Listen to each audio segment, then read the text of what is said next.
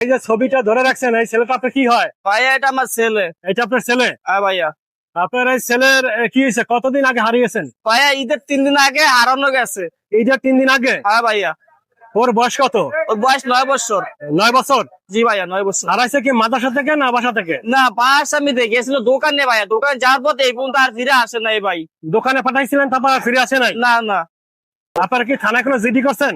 ভাইয়া, জিটি করতে গেছিলাম, জিটি নেয় নাই। কেন নেয় নাই? নেয় নাই, আমরা বলে এত এরিয়ার বাইরে থাকি, এ করে নেয় নাই। এরিয়ার বাইরে থাকেন? হ্যাঁ।